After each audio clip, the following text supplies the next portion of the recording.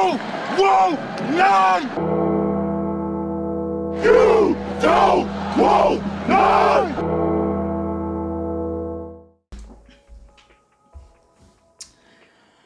What's going on, Tar Heel Nation? It's your favorite North Carolinian, Russ the Tar Heel. And let me start off by saying this. All of that excitement that I had after that South Carolina game, yeah, that's gone. All of that hope and all the dreams of the defense turning a corner and that defensive line and the linebackers and everybody just eating, and now it was just this hungry defense.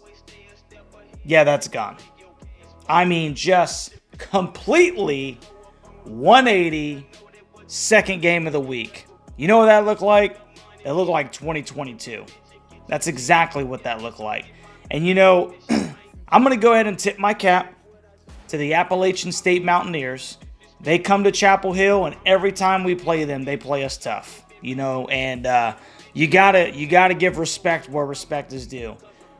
But here's what I think is what's going on.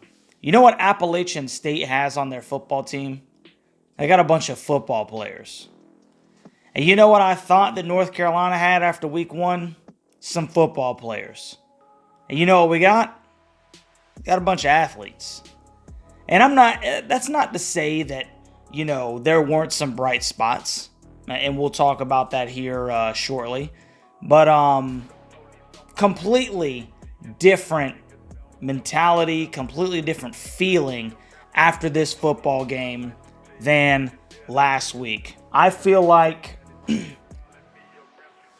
after the Georgia Tech game, almost. I mean, it's a very similar feeling. Yes, did we win in double overtime? Yeah, we did. Are we undefeated at 2-0? Yeah, we are. Did we play like the number 17 team in the nation? Not even close. And, you know, some of that's the players. Some of it is going to be the coaching. And, you know, we'll get all into that here in a little bit, man. But North Carolina beats the Appalachian State Mountaineers 40-34 in double overtime. And good night, was that a roller coaster ride from the get-go. Heels came out flat, had multiple opportunities to kind of open up the game, if you will. Drake hit Kamari over the middle, nobody over the top one time. A little bit behind it, but he should have caught it. Would have been an easy 6. You had opportunities, I think, on a 4th and short. Chip Lindsey is lining up in a wildcat, and they're taking forever to snap the football. So you just watch App State line up, get all their guys in each gap, and they're going to fill the hole. They know exactly what's coming. And then after they got stopped on that one, they decided to do it again and get stopped on another crucial 3rd down play. And, you know, all this cute stuff, all this, you know, butterflies and rainbows and stuff like that, I'm sick of it, man. I'm tired of it. Because you know what worked? You want to know what worked? It wasn't jet sweeps. And it wasn't, you know, wildcat formation garbage. You know what worked? Lining up and handing 28 the football. It worked all night. It worked all night. And you know what? For the most part, Chip Lindsey rode Omarion Hampton to victory lane. And Omarion Hampton played his butt off. He deserves 2 game balls because not only did Omarion rush for 234 yards on 26 carries with 3 touchdowns, my man refused to go down on the first hit. He was a stinking truck, a horse and carriage. I mean, he balled out. He showed out, man. He is exactly what we thought that he would be. Now, British Brooks apparently had a lower body injury. I was kind of looking for him on the sideline, and one of the guys during the live stream was able to inform me. Just shows you how, you know, I was working all day and everything, and I had no idea that British wasn't going to play. And I think that they missed him out there a little bit, but boy, did Omarion Hampton come up in a big spot, and we needed him. Without Omarion Hampton, we don't even come close to winning this football game. Don't even come close. It was 0-0 after the first quarter. And I knew from then, going into the second quarter, this is not good. This is not good because you could watch the App State fans and the App State players jumping around, and they're into it, and they know that they're in this football game. And you can see Carolina on the other side is just like, what's going on? They're not supposed to be in this game. They were flat. They were flat from the jump, and it was 10-10 at halftime. 10-10. I don't know if you guys remember, but I picked this score to be 45-17, and a lot of that was predicated off of what we saw in the South Carolina game. We did not see that in the App State game. Not even stinking close. I don't know what they were doing, but whatever they were doing this week, they need to scrap the whole thing, and they need to start from scratch, because that was absolutely unacceptable. Another backup quarterback. Joey Aguilar went 22 for 43, 275 yards, 2 touchdowns, and he had that one bonehead pick that the Heels were able to turn into 3 points. Nate Noel, the guy that we all talked about, was going to be a thorn in our side. We had to stop number 5. 26 carries, 127 yards, 2 touchdowns with a long of 18. $127 for Nate Noel behind that App State offensive line. Remember, South Carolina had -2 yards rushing. -2. -2 yards rushing. And Nate Noel has $127 by himself. It's unacceptable, man. Absolutely unacceptable. Omarion Hampton, 26 carries himself, 234 yards, 9 yards and carry with 3 touchdowns in that long of 68. Caleb came in and spelled him pretty good. He had 6 carries for 26 yards, 4 yards a carry, 4.3. He had a long of 13, and he also had a touchdown. And then Drake Maye had that rushing touchdown to put the Heels up in the second overtime. Drake had another, okay game. He went 21 for 30, 208 yards, and one of the things that's really worrying me is, and J.J. Jones had a pretty good game. 5 catches, 91 yards, 18.2 yards a catch. Kobe Paysor had another really good game. He had 8 receptions for 73 yards with a long of 29. But after that, nothing. Gavin Blackwell had 4 catches for 13 yards. Nesbitt had 1 for 9. And I will say that there was a holding penalty on one where Nesbitt, sacrificed his body getting to the sticks on a big play. I think it was in the 4th. And so, hey, tip your cap to Bryson because he sold out for his team and it ended up getting negated by a penalty. Nate McCollum got a little jet sweep. It wasn't a handoff, though. It was a pitch. And then Andre Green had 1 catch for 4 yards. I'm just waiting for one of these guys to blow up, man. It's like, where is Andre Green Jr.? I've been waiting for him to step up and get an opportunity to make some plays because he made some in the Holiday Bowl last year. Nate McCollum, I don't know if he's still injured, but waiting for him to make some plays, man, to be something that Drake can go to. It was not a pretty game. Carolina had 9 sacks against South Carolina. They had zero sacks against App State. Carolina had 16 tackles for loss against South Carolina. They had 4 against App State. 4. The corners were bailing. I don't know what's going on with those corners, man. The corners were bailing before the snap every time, and the receivers are just running 8-yard curl routes, finding grass, making a catch, getting up. I can't tell you how many first downs they got because of this just cushion that the corners are giving them. Man up, keep them from getting into their routes clean, and give the defensive line some time to get to the quarterback. But if you keep free releasing these receivers, that's why Aguilar's he doesn't have to sit and wait. It's 3-4 yards up the field, they're making their cut, and he's hitting them. And the defensive line doesn't have time because you're giving a free release at the line of scrimmage. Are the corners that bad? Is Marcus Allen and Tayon Holloway, are they incapable of playing bump and run?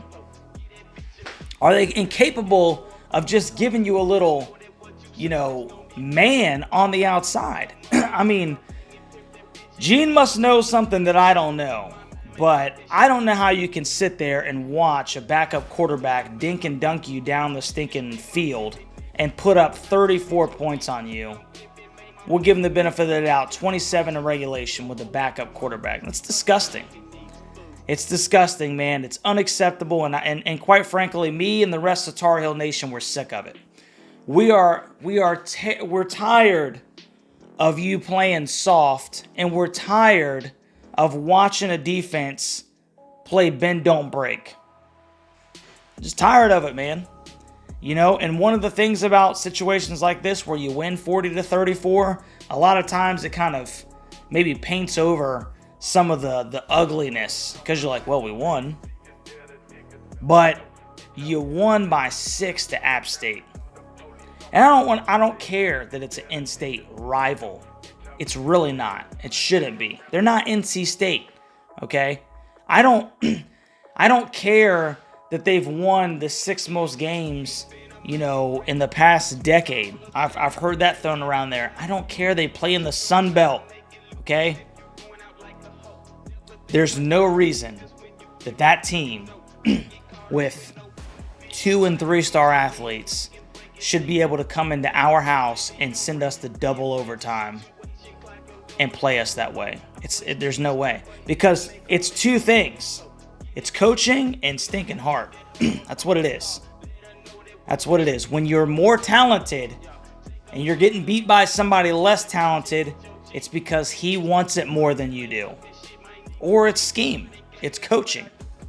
And, we're tired of it, man. This is one of those wins that feels almost like a loss. Because all of the pride and all of the excitement and all of the ambition and dreams and what could this season bring, bro, that's out the window, man. It's out the window because what we just saw looked like 2022, and we all know how that ended. We all know how that ended. It ended with 4 straight losses to teams, at least 2 or 3 of them that we shouldn't have lost to. Because vanilla defense, letting people nickel and dime us down the field, not getting any pressure on the quarterback, and now, even worse, there is no Tez Walker. There is no Josh Downs or Antoine Green.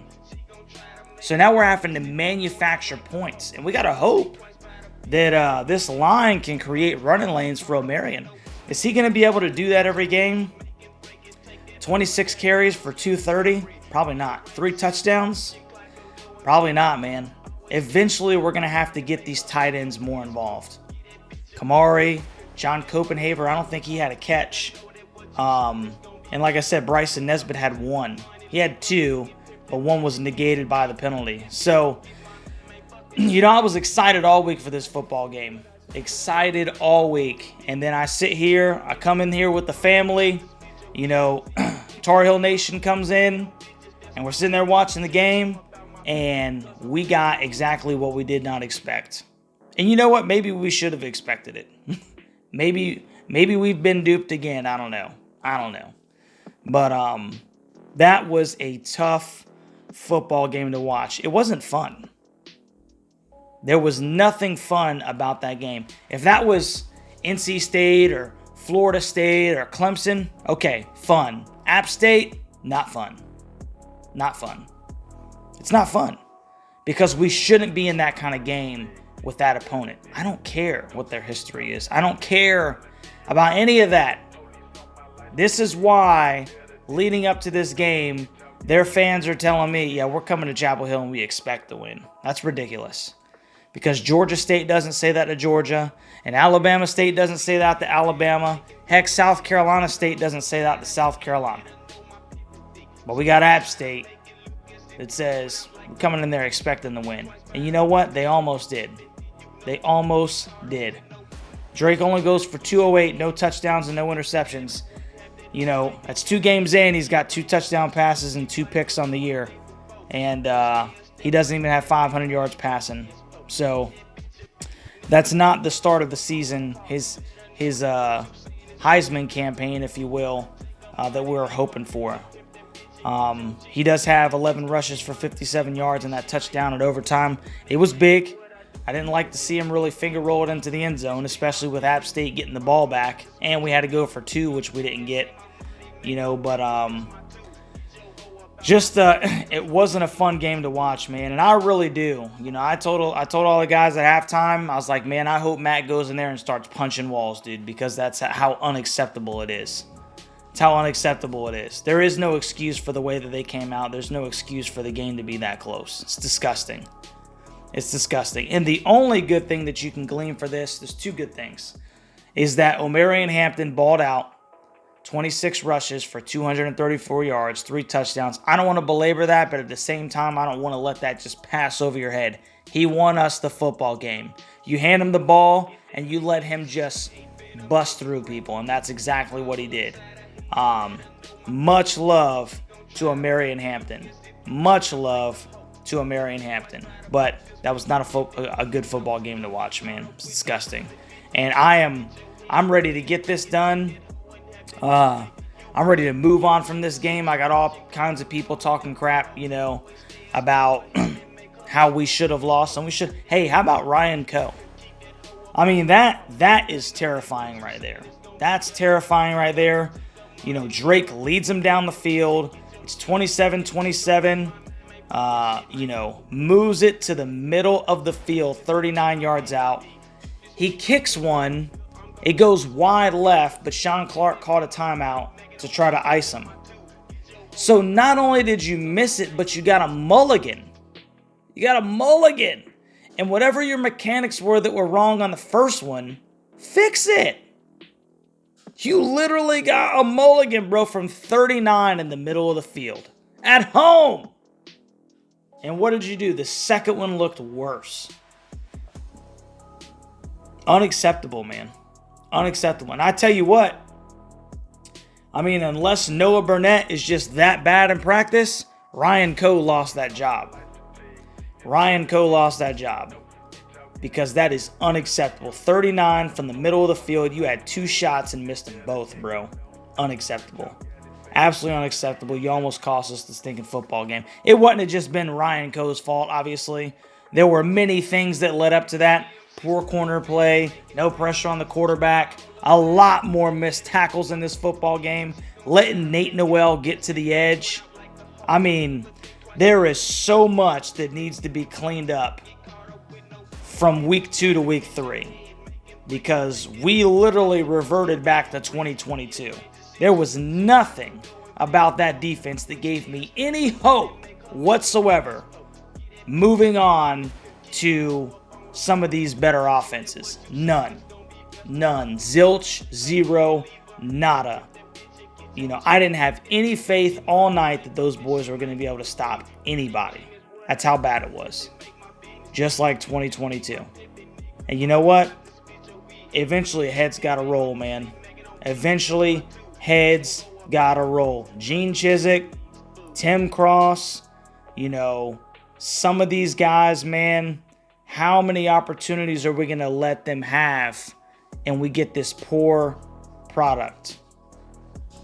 Look, man, this is an immediate reaction, you know. It's an immediate reaction video. The emotions are high right now. And, you know, I'm not just going to paint rainbows and sunshine all over this thing because we got a W. Yes. Are we undefeated? Yes. We're 2-0. We are. But does it feel like we're the number 17 team in the nation anymore? Not even close. Not even close. And you had a packed house. They weathered the storm, if you will. It was raining all day. They filled that thing up for you. It sounded like there was some good noise in the stands. And y'all boys came out flat, man. And we skated by against App State. It's disappointing. It's disappointing, man. And I'm here. I'm here. Does this win feel better than a loss? Am I more happy, obviously, that we're 2-0 and not 1-1? You daggone right I am. You daggone right I am. But at the same token, I don't feel good, man. And I don't feel like much celebrating. And I'm just keeping it a buck with you, man. That was not fun. And I don't feel good about it, despite being 2-0 heading into the Minnesota game. I hope there's a lot of mirrors that are looked into, man. And I'm getting tired of saying that because I felt like that was the case all last year. Why are people not looking in the mirrors? How are you letting people do this to you, dominating you, not being where you're supposed to be time and time again? But I really hope that it gets fixed, man, because that was disappointing. I know that Tar Heel Nation, I'm talking about the diehards. I'm talking about the ones that know football. I'm talking about the ones that care about this program. And we are here through thick and thin. We lost this game. I'm still here. I'm still making this video. I'm still moving on to Minnesota. I'm here. I'm not going anywhere. But I'm going to keep it a buck with you. That was not fun. So, Heels win 40-34 on the backbone of my man Omarion Hampton. I mean, he literally saved the day. He saved the day, and we rode him to victory lane, man. And I hope he gets a nice ice bath and a game ball. And I hope they stinking bring him his food and his drink because he deserves it. Because without Omarion, this is a different stinking ball game. Double overtime against App State. Double overtime. After what happened last year, we just did it all over again. Turned into a stinking shootout. It's disgusting. So, extremely disappointed. Heels are 2-0 though, and they'll go into this week. Hopefully get rested up, man. Clean some things up, especially on defense. And hopefully Chip Lindsey will get his head out his can and scrap that Wildcat garbage. He got a Heisman Trophy quarterback, and 2 separate times you take it out of his hand. Okay, I'm done with my rant. But we'll get into the victory lap tomorrow. Obviously, it'll be after, cooler heads have prevailed. And we'll move on from here, man. I mean, all I can say is 2-0. And hopefully we'll get some things corrected, and we'll look back at how ugly this game was, and we'll say, hey, I'm sure I'm glad that wasn't a loss. Sure, I'm glad that wasn't a loss, because now we're, I hope, 6, 7, 8, 9-0, as opposed to 6-1, 7-1, 8-1, et cetera, et cetera. So it's a W, man. I guess we can celebrate that, Tar Heel Nation. It really doesn't seem like much to celebrate, but we're undefeated, man. Start looking at some of the teams around the country. Not a lot of people, at this point can say that they're 2-0. I'd say that it's probably about half of them. Maybe less than that. So 40-34, Heels over the App State Mountaineers. Tip your cap to the boys from Boone. They played us hard, man.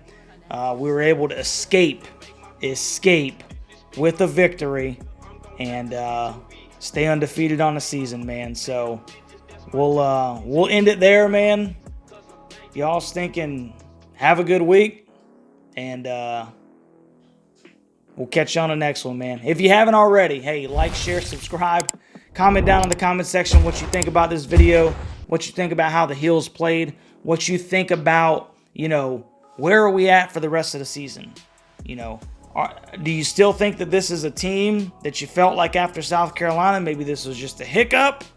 Or do you think that maybe some glaring weaknesses were exposed in this one? I'm genuinely interested in what you think. So, like I said, like, share, subscribe, send this to your buddies, and we'll catch you on the next one, Tar Heel Nation.